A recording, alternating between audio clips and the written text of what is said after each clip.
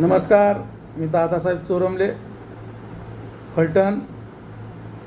आपण आस्था टाईमच्या माध्यमामधून नेहमी वेगवेगळे व्हिडिओ तयार करत असतो. त्याचाच एक भाग म्हणून आपण आज एक धनगर आरक्षण चळवळ आणि आमदार गोपीचंद पडळकर यांच्यावरती एक व्हिडिओ तयार करतो आहे. तुम्हा सर्वांना माहिती आहे की महाराष्ट्रातील धनगर आरक्षणाचा प्रश्न हा अनेक वर्षापासूनचा राजकीय आणि सामाजिक चर्चेचा विषय राहिलेला आहे.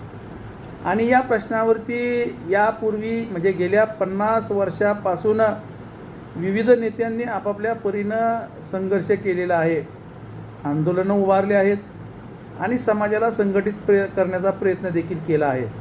मात्र त्या चळवळीमधून अनेक नेत्यांना राज्यव्यापी ओळख देखील निर्माण झालेली आहे.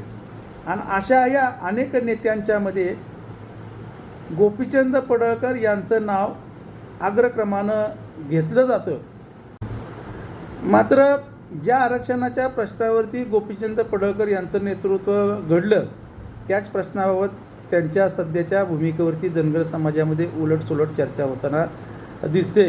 हा प्रश्न उपस्थित होत असताना धनगर समाजाच्या हक्कासाठी लढणारे नेते खरं तर राष्ट्रीय समाज पक्षाचे अध्यक्ष महादेवजी जानकर यांच्या नेतृत्वाखाली गोपीचंद पडळकर यांनी आपल्या सार्वजनिक जीवनाची सुरुवात केली. समाजावरील अन्याय, आरक्षणाचा प्रश्न आणि धनगर समाजाला अनुसूचित जमातीच्या सवलती मिळाव्यात यासाठी पडळकर अग्रक्रमानं भूमिका मांडत राहिले. गोपीचंद पडळकर त्यांच्या प्रभावी वक्तृत्वामुळं आणि धनगर समाजावरील अन्यायाची परखड मांडणी व त्याचबरोबर त्यांना लवकरच धनगर समाजामध्ये लोकप्रियता प्राप्त झाली.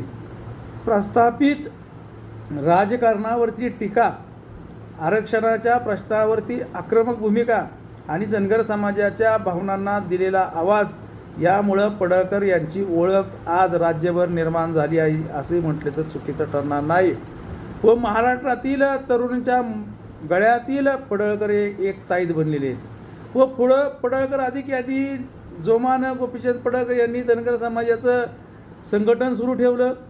राज्यभर दौरे केले, मेळावे केले, आंदोलनं आयोजित केली आणि धनगर आरक्षणाच्या मुद्द्यावरून सरकारला वेळोवेळी धारेवर धरण्याचं नेहमी प्रयत्न केला व काम केलं. यामुळं महाराष्ट्रभरामधील धनगर समाजामधील युवकांच्यामध्ये त्यांच्याबद्दलची एक आगळी वेगळी लोकप्रियता वाढू लागली. अनेक ठिकाणी त्यांनी शासनविरोधी तीव्र भूमिका घेतली आणि आरक्षणाच्या प्रश्नावर हा जो प्रश्न आहे तो राष्ट्रीय पातळीवरती पोचवण्याचं कामही पडळकर यांनी केलं. आता मुंबई चक्का जाम करायची असा पडळकरांचा मानस होता आणि त्या उद्देशानं आमदार गोपीचंद पडळकर व सध्याचे माळशिरसचे आमदार उत्तमजी जानकर साहेब यांनी कोकणातून लाखो धनगर समाज बांधवांना बरोबर घेऊन मुंबईच्या दिशेने जाण्यासाठी आगेकूच केली. काही किलोमीटरचा प्रवास देखील केला. मात्र शासनानं मुंबईत येण्यास मज्जाव केला. तसे आदेश शासनाने पारित केले आणि मग आरक्षणाच्या संदर्भामध्ये मुख्यमंत्री देवेंद्र फडणवीस यांनी जानकर साहेब व पडळकर साहेब यांच्याबरोबर चर्चा चालू केली आणि धनगर समाजाच्या मुख्य मागणीबरोबर छोट्या मोठ्या काही मागण्या होत्या त्या मागण्याही त्यांनी मान्य केल्या. मात्र मुख्य मागणी आमची गेली अनेक वर्षाची जी आहे धनगर समाजाला अनुसूचित जमातीच्या आरक्षणाची अंमलबजावणी करण्याचा तो प्रश्न मात्र प्रलंबित राहिला आणि त्याच्यावरती चर्चा करायचं ठरलं. आंदोलन होतं, तिथं आंदोलन संपलं. पुढं देवेंद्र फडणवीस यांच्याबरोबर वाढती जवळीक निर्माण झाली पडळकरांची. त्यानंतर थोडी गोपीचंद पडळकर यांची भूमिका नाही म्हटलं तर हळूहळू बदलू लागली व आरक्षणावरून त्यांचं लक्ष थोडंसं विचलित करण्यास सरकार यशस्वी झालं, देवेंद्र फडणवीस यशस्वी झाले. भाजप देशभर विस्तारत असताना पडळकर यांनाही पक्षामध्ये महत्त्व मिळालं.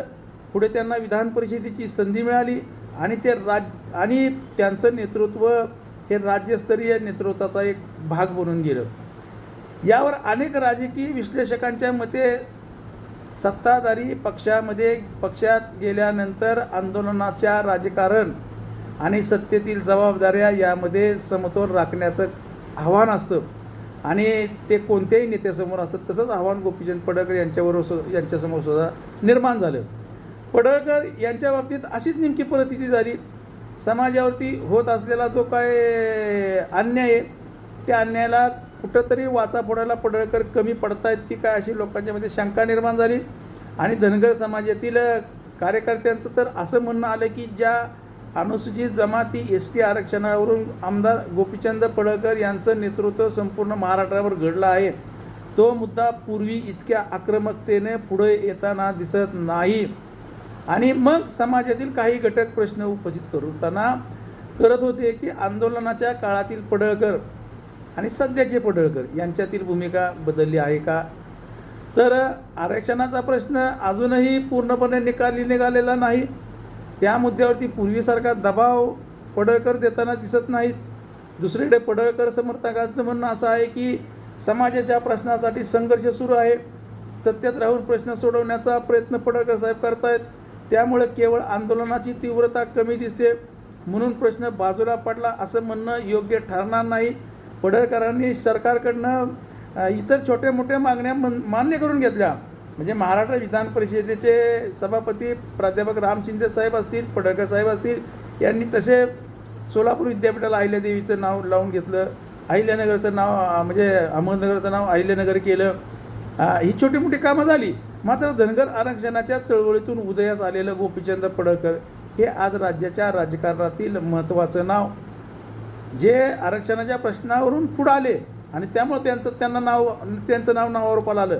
मात्र त्यांच्या राजकीय प्रवासासोबतचे धनगर समाजाच्या निश्चित अपेक्षा वाढल्या होत्या आणि ज्या आरक्षणाच्या मुद्द्यावरून त्यांनी राज्यव्यापी नेतृत्व मिळवलं, त्या प्रश्नावरती आगामी काळात ते कोणती भूमिका घेत आहेत आणि समाजाच्या अपेक्षांना कितपत न्याय देत आहेत, याकडेही संपूर्ण धनगर समाजाचं लक्ष लागलेलं आहे.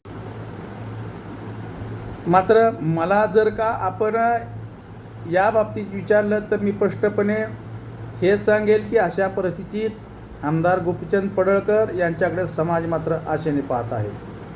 आणि कारण कोणतेही एखादे आंदोलन करून प्रश्न मार्गी लावायचा असेल तर समाजाचे मोठे पाठबळ असावे लागते आणि तेच पाठबळ व मोठा जनसंपर्क, त्याचबरोबर गोपीचंद पडळकर यांच्याकडे असणारं लोकप्रियता आणि त्यांचं वक्तृत्व ही पडळकर यांच्या जमेच्या बाजू आहेत. आणि त्यामुळं धनगर समाजाला आरक्षणाच्या प्रश्नावरून एकत्रित आणण्याचं क्षमता सध्या जर कोणाकडे आहे असं जर तुम्ही मला जर विचारलं तर 30 वर्ष समाजसेवेमध्ये काम केल्यानंतर माझ्यासारख्याला असं वाटतं की गोपीचंद पडळकर यांनी राज्यभर जनजागृती करावी आणि ही जनजागृती करण्यासाठी एक मोहीम उभारून या मोहिमेअंतर्गत समाजामधील असणाऱ्या विविध संघटना, विविध छोटे मोठे नेते, विद्यार्थी, कार्यकर्ते, युवक यांना एका व्यासपीठावर आणण्याची क्षमता गोपीचंद पडळकर यांच्यामध्ये आहे. धनगर समाजाची संघटन शक्ती अभूतपूर्व स्वरूपात समोर येऊ शकते. यानंतर समाजाच्या न्याय मागण्यासाठी लोकशाही आणि संविधानिक मार्गानं प्रचंड मोठे व्यापक आंदोलन गोपीचंद पडळकर यांच्या नेतृत्वाखाली उभा राहू शकते. व ज्या पद्धतीनं मनोज जरांगे पाटील हे आंदोलन करतात, मनोज जरांगे पाटलांच्या पाठीमागं महाराष्ट्रातला तमाम मराठा समाज बांधव एकत्रित येतो. ज्यावेळेला मनोज जरांगे साहेब मुंबईमध्ये जातात त्यावेळेला त्यांच्याबरोबर जाताना 3-4 लाख लोक जातात. मुंबई चक्काजाम होते, मुंबई विस्कळीत होते आणि मग त्यांच्या कोणत्याही मागण्या सरकार मान्य करतं, सरकार त्यांच्यापुढं झुकतं. आणि आता या पद्धतीच्या आंदोलनाची गरज आहे. मध्यंतरी आपले जालन्याचे युवक दीपक बोराडे यांनी जालन्यामध्ये मोठा आमरण उपोषण केलं. आमरण उपोषणाच्या शेवटच्या दिवशी त्यांनी खूप मोठ्या प्रमाणावरती धनगर बांधवांना एकत्रित करण्यात ते यशस्वी झाले. जवळपास 3-4 लोकही त्यांनी एकत्रित जालन्यामध्ये आणली आणि त्यांचं मोठं आंदोलन झालं. मग त्यांनी पुन्हा एक मुंबईचं आंदोलन पुकारलं. मुंबईचं आंदोलन त्यांनी आझाद मैदानावरती केलं. मात्र आझाद मैदानावरती ज्या क्षमतेने धनगर समाजाने एकत्रित यायला पाहिजे होतं तो समाज एकत्रित आला नाही. एवढी उदासीनता समाजामध्ये कशामुळं आणि कुणामुळं निर्माण झाली याचाही सखोल अभ्यास करणं गरजेचं आहे. आणि म्हणून दीपक बोराट्यांच्या आंदोलनाची सरकारने दखल घेतली नाही. मग अशा परिस्थितीमध्ये सर्वमान्य की ज्यांचा संपूर्ण महाराष्ट्रामध्ये ज्यांच्या वक्तृत्वामुळं धनगर समाजामधला युवक एकत्रित येऊ शकतो असे आमदार गोपीचंद पडळकर साहेब आहेत. त्यांनी जर इतका पुढाकार घेतला आणि मुंबईसारख्या ठिकाणी जर मोठं जर चक्काजाम आंदोलन पुकारलं तर मला वाटतं 100% मुंबई चक्काजाम होऊ शकते, मुंबईतलं जनजीवन विस्कळीत होऊ शकतं आणि मग मात्र आपल्याला 100% आपल्या मागणीला यश मिळू शकतं. आता काही राजकारण्यांच्या किंवा जाणकारांचे मत असं आहे की धनगर समाजाची ताकद संघटित स्वरूपात उभी राहिली तर त्याचा परिणाम केवळ आरक्षणापुरता नाही, मर्यादित राहणार नाही, तर महाराष्ट्राच्या राजकारणामधील अनेक समीकरणे बदलू शकतात. मित्रांनो, राज्यातील सत्ता नेतृत्वाच्या चर्चेमध्ये धनगर समाजाला पर्यायानं, धनगर समाजाच्या नेतेमंडळींना पर्यायानं आमदार गोपीचंद पडळकर यांना विचारल्याशिवाय काहीही होऊ शकत नाही. त्यांचं स्थान अधिक प्रभावी होऊ शकतं. आणि म्हणून गोपीचंद पडळकरांना भारतीय जनता पक्षाने आमदारकी दिली, भविष्यात काही मंत्रिपद देतील याच्यावरती मर्यादित गोपीचंद पडळकर साहेबांनी राहू नये. कारण का तर मी 30 वर्षामध्ये अनेक धनगर समाजाची आंदोलनं बघितली. तसा मी 1988-89 साली BK कोकऱ्यांच्या बरोबर काम करणारा कार्यकर्ता, यशवंत सेनेच्या स्थापनेपासून BK कोकऱ्यांच्या बरोबर असणारा कार्यकर्ता, 2 वर्षे BK कोकऱ्यांच्या बरोबर काम केलं. त्याच्यानंतर अनेक मी धनगर समाजाची नेते मंडळी बघितली. अनेक नेते मंडळींना धनगर समाजाच्या आरक्षणाच्या प्रश्नावरती खूप मोठा यशही मिळालं. त्यांना वैयक्तिक राज्य पातळीवरती त्यांच्या नेतृत्वाची ओळख निर्माण झाली.